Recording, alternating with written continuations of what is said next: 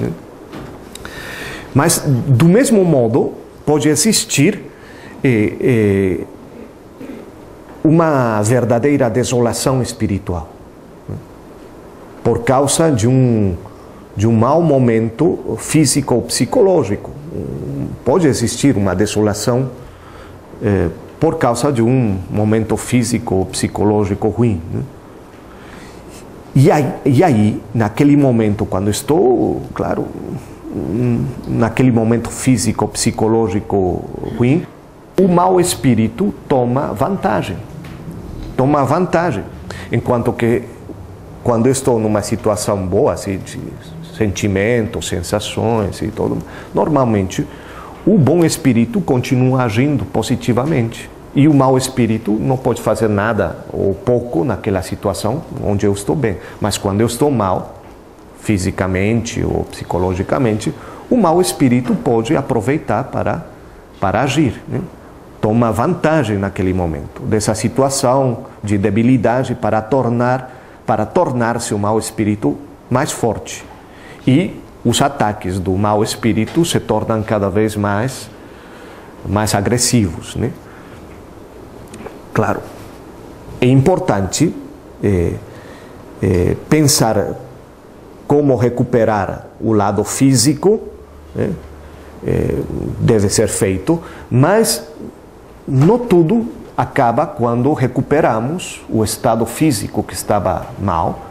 A gente pode sarar, né? Encontrar um remédio para o físico, mas se não atendemos o aspecto espiritual, as coisas não estão definidas, né?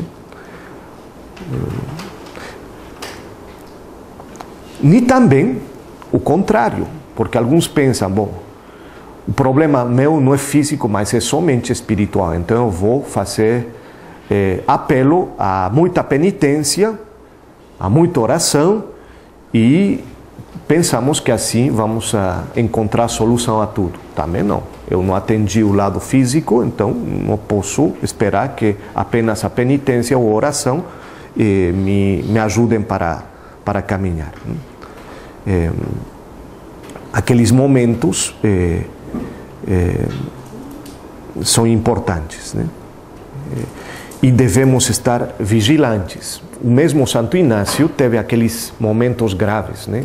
Momentos difíceis, quando ele chegou a ter acesso até de as tendências suicidas, né? Santo Inácio, quando as coisas iam tão ruim, um sentimento experimental, uma desolação profunda, que ele desejou se jogar naquele poço, naquele buraco que existia naquele quarto onde ele costumava rezar, né?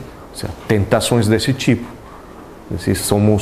Mas aos poucos a gente percebe os mecanismos, né? Diz, eu vou lutar contra aquilo. Então, os espíritos, tanto os bons como os maus, eles se apoiam entre eles, né? Portanto, às vezes, em situações não espirituais, é bom estar de olhos e de ouvidos bem abertos, porque a gente precisa descobrir essa ajuda mútua entre os espíritos, né? É importante aquilo. E, finalmente, o elemento 8, a consolação espiritual não é uma espécie de droga que anule todo o sofrimento. Não. Não pensem que a consolação verdadeira, a consolação espiritual, se trata de uma espécie de remédio, de droga que anula todo o sofrimento. Não. A consolação é um sentimento espiritual produzido por Deus sobre situações que muitas vezes são humanas, são físicas, ou psicologicamente difíceis ou dolorosas. É importante isso, né? A consolação não é apenas o desaparecimento da dor ou do sofrimento, não. Pode ser que estejamos consolados sejamos consolados e a dor permaneça e o sofrimento continue, mas estamos sendo consolados, né? É um mistério, né? Por exemplo, podemos estar imersos, submergidos numa grande dor. Podemos estar bem lá dentro, estamos experimentando uma grande dor. Por exemplo, estamos experimentando uma grande dor por nossos pecados. Eu estou realmente sentindo uma grande dor pelo pecado cometido, né, no momento da vida. Ou estou experimentando uma grande dor por uma desgraça, né, um acidente, uma grande perda na família. Estou experimentando muita dor. E, curiosamente, no meio dessa dor, eu estou experimentando lágrimas de consolação. Estou sendo consolado. Paradoxalmente, né? Consolado. Mas a dor está aí. E eu me sinto consolado. Vejam que não é a mesma consolação, não é apenas aquele sentimento de estar bem, né? Mas eu me sinto consolado. Igualmente, da mesma maneira, poderíamos estar nesse momento da dor, da perda de um ser muito querido, né? E ter, de maneira paradoxal, uma grande alegria espiritual, né? Uma grande alegria espiritual. É aquilo que tem a ver, vejam que a diferença, a consolação é da ordem das bem-aventuranças, né? Felizes os pobres, felizes os perseguidos, os perseguidos ser felizes. São da ordem das bem-aventuranças, essa é a consolação espiritual, né? Lembram o que falava Paulo quando foi preso e os companheiros, né? Ele, depois de terem sido castigados, açoitados, eles saem felizes, cantando e dizendo, queremos anunciar o Evangelho. Como é possível? Estão sentindo uma dor, experimentaram a dor dos açoites, etc, etc. Mas eles saem contentes e animados, né? E a consolação das bem-aventuranças, consolação evangélica propriamente, né? 9º ponto aqui. Me parece que, em qualquer caso, não é bom sinal, não seria bom sinal que num processo de discernimento ou num processo espiritual não haja moções, não haja consolações ou não haja desolações.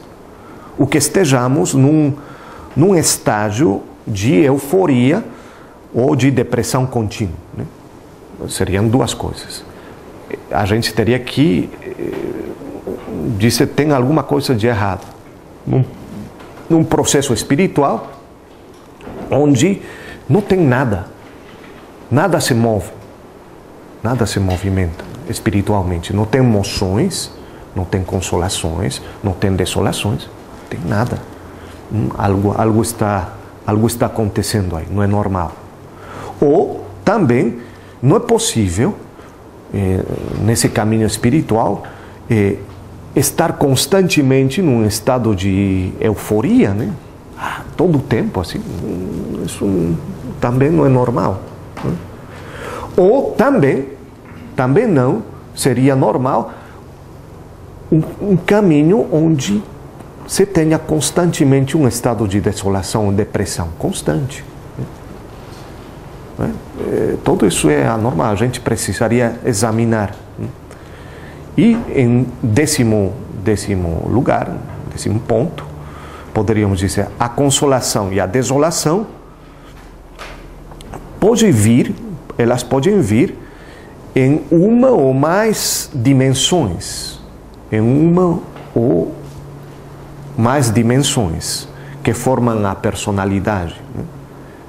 Podem estar no âmbito da mente, dos afetos, da sensibilidade, da vontade, como a gente falou, né, no primeiro dia.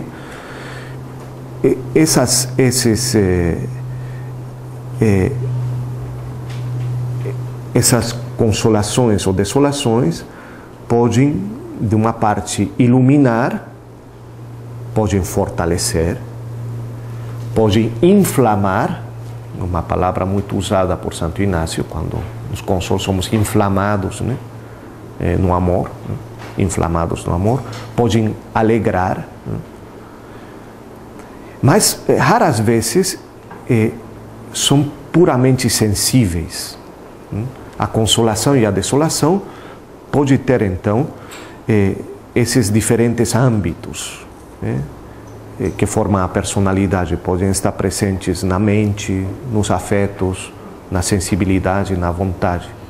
E nesses campos, as consolações e as desolações poderiam iluminar, poderiam fortalecer, inflamar no amor, podem alegrar, etc.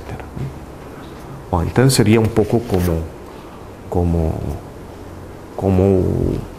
uma introdução geral a esses elementos que a gente precisa levar em conta. Olhar-me desde ti.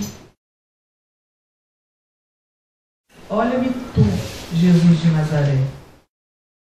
Que eu sinta pousar-se sobre mim teu olhar livre, sem escravidão de sinagoga, sem exigências que me ignorem, sem a distância que congela, sem a cobiça que me compre.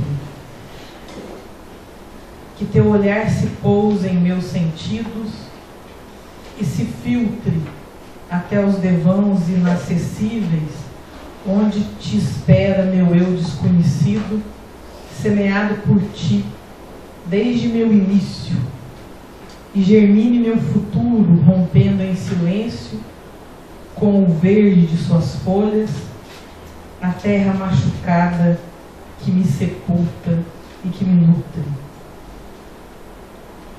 Deixa-me entrar dentro de ti, para olhar-me desde ti, e sentir que se dissolvem tantos olhares próprios e alheios, que me deformam e me rompem.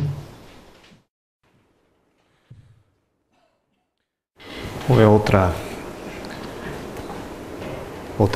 outro poema do Benjamin que também vai nesse sentido do discernimento, né? Um conhecimento interno do Senhor, mas a partir de nossa própria interioridade. Esse olhar desde Deus, né? Se trata disso também. Não é um olhar apenas nosso, mas é um olhar desde Deus.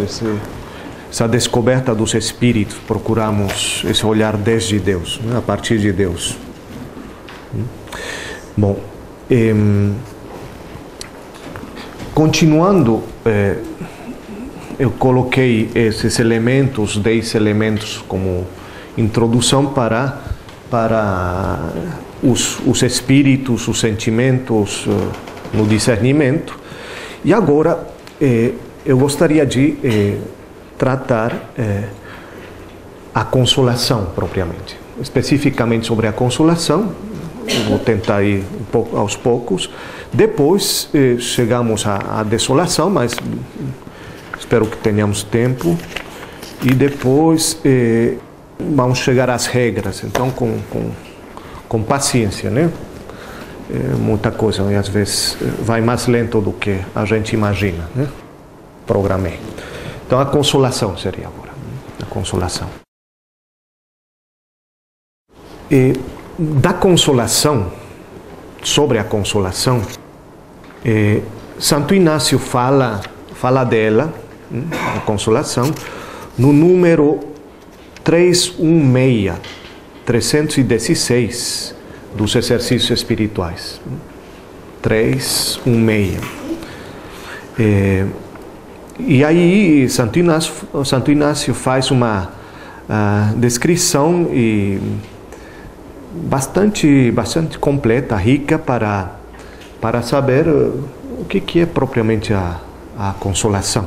A gente já acenou mais ou menos o que seria.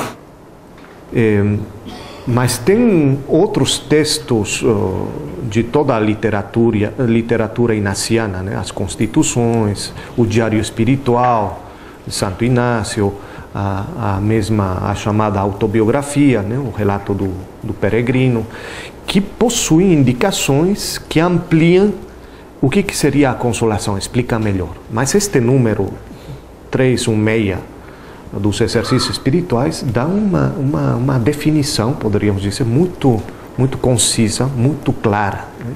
Muito clara. E é importante. O que diz? Eu vou ler, depois eu vou desenvolver aos poucos. A consolação espiritual chama consolação a um movimento interior que se desperta na alma, pelo qual ela se inflama no amor de seu Criador e Senhor. E, em consequência, não pode amar coisa alguma sobre a terra por si mesma, mas só no Criador de todas as coisas. Do mesmo modo, quando derrama lágrimas que a movem ao amor do seu Senhor, quer seja pela dor dos seus pecados, ou por causa da paixão de Cristo nosso Senhor, ou por outras coisas diretamente ordenadas ao serviço e louvor dele. Finalmente, chamo consolação a todo aumento de esperança, fé e caridade, e a toda alegria interior que leva e atrai a alma para as coisas celestiais e para a sua salvação, tranquilizando-a e pacificando-a em seu Criador e Senhor. A gente vamos precisar explicar cada um desses elementos, né? No resto dos escritos inacianos tem muitas referências, né? Nas cartas que Santo Inácio escrevia, ele acompanhava muitas pessoas epistolarmente, né? Espiritualmente. Tem muitas pessoas que eram acompanhadas por Inácio através de cartas, né? Era um intercâmbio, uma troca de cartas, uma correspondência bastante abundante de Santo Inácio, e aí ele vai soltando algumas pérolas, né, em cada uma dessas cartas, que vão nessa linha, né, ajudando a que a pessoa entenda cada vez mais o que está experimentando, etc, né? Então vai nessa linha, né? Eu vou pular essa parte que eu tenho aqui um pouco, para poupar o tempo aqui, né? Que é a descrição do que seria a consolação. O mais importante da consolação, em todas as descrições e lugares, especialmente nesse número dos exercícios que acabo de ler, a consolação é o sentir, finalmente, poderíamos dizer, é o sentir, interpretando o que foi dito, né? É o sentir força para fazer uma coisa que vai, por exemplo, até contra meu próprio gosto. Diz, como é possível? Me vão dar uma tarefa muito chata? Eu não gosto. No entanto, porque eu compreendo que aquilo é algo que me leva a mais, eu vou, curiosamente, sentir consolação naquela tarefa chata e desagradável. Humanamente, é inexplicável como, fazendo uma tarefa que espontaneamente não é do meu gosto, eu vou me sentir bem, finalmente, me sentir consolado, não simplesmente bem, e vou continuar, eu vou me sentir inclinado, por exemplo, fazer uma coisa ou concordar e ir na linha de um superior meu, que pode ser muito chato, né? Eu estou vendo claramente que não está mandando bem, não está ordenando bem. E eu faço o que me ordena. Mas, curiosamente, eu estou consolado, sabendo que aquilo não... Ou me enviam para me dar uma missão, né? Eu estou convencido que aquilo Eu vou cumprir, vou obedecer, mas não... Mas, curiosamente, eu estou lá e estou me sentindo bem, consoladamente bem. Estou consolado, apesar de que aquela tarefa não vai comigo. E também o mistério daquilo, da consolação. Então, como é possível tudo aquilo? É só entender que a consolação, então, como eu disse antes, não é apenas o sentimento de estar bem nas situações, mas é algo que é muito mais misterioso que isso, né? A consolação na dor, que a gente falou, a consolação no sofrimento, tudo aquilo que é possível. Então, o fundo, como a gente sabe de que estamos falando quando falamos em consolação? A consolação leva sempre incluída a paz interior. Esse é o traço, definitivo. A consolação leva a paz interior. E alegria, mas que não é simplesmente uma euforia, mas uma alegria, verdadeira alegria, né? Verdadeira alegria. Mas naquele nível interior do ser no qual só pode entrar o Senhor. Naquele nível interior do ser, de nosso ser, no qual somente pode entrar o Senhor. A mensagem evangélica é de alegria e paz. Essa é a mensagem evangélica dos evangelhos, né? É a alegria e a paz. É a presença do Espírito que leva sempre essa conotação incluída, né? A consolação é da ordem daquilo que a gente experimenta na interioridade, no coração. Lembra a passagem dos discípulos de Emaús, que sentiam arder o coração. Eles estavam tristes e a situação era de perda. Tinham perdido o amigo, o companheiro, aquele que eles esperavam que ia ser o libertador de Israel, são as palavras, né? Perderam, tristes. E um desconhecido aparece e começa a falar, explicar as Escrituras. A constatação é posterior. Nós sentíamos que nosso coração ardia enquanto que ele nos falava. Disse, como é possível aquilo? O coração arder quando a perda está presente. Um pouco... E essa paz interior, essa alegria verdadeira que só pode ser o Senhor atingindo aquela intimidade que somente o Senhor pode tocar. Então, essa é a mensagem evangélica.